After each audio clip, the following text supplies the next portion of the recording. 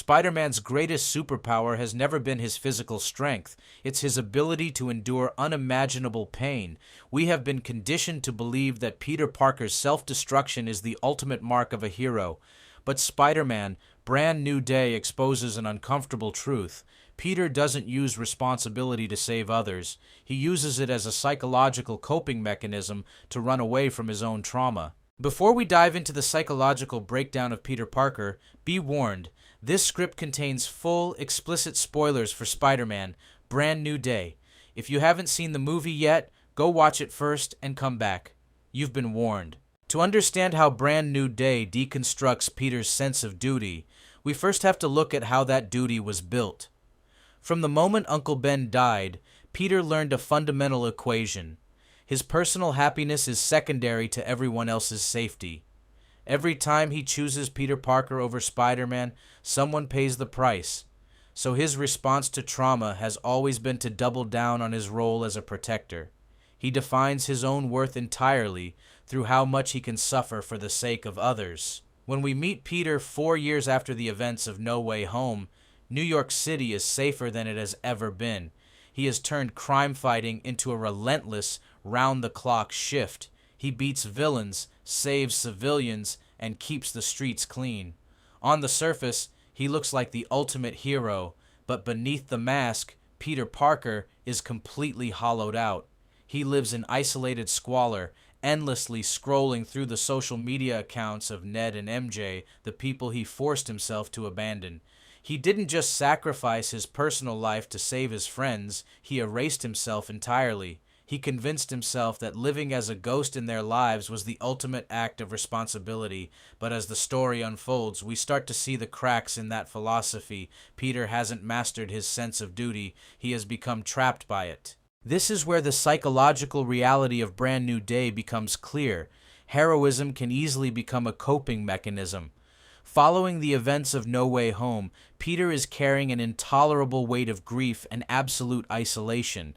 But instead of confronting his pain, he buries himself deeper into the persona of Spider-Man.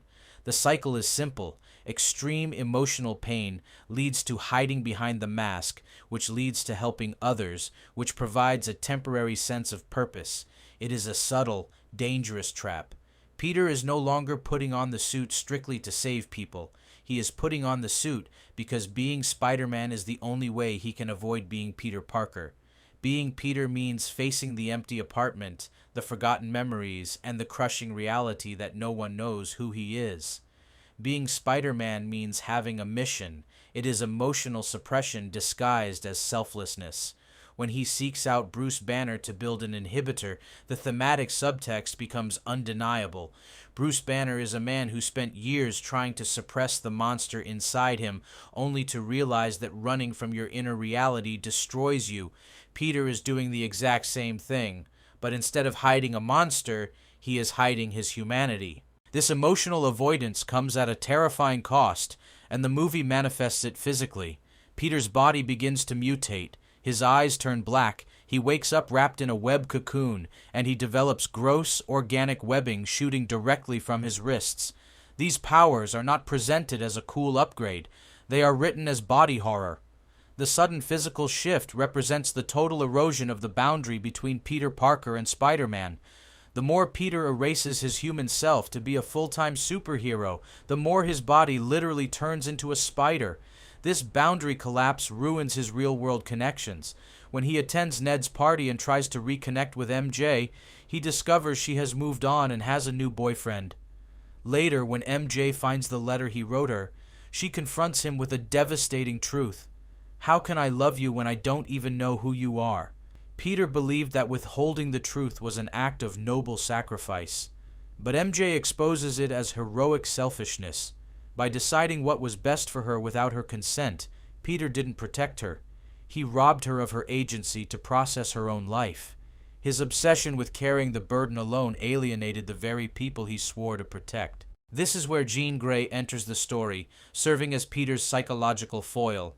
On paper, Jean and Peter are polar opposites, but their core trauma is identical. Extraordinary power combined with devastating loss.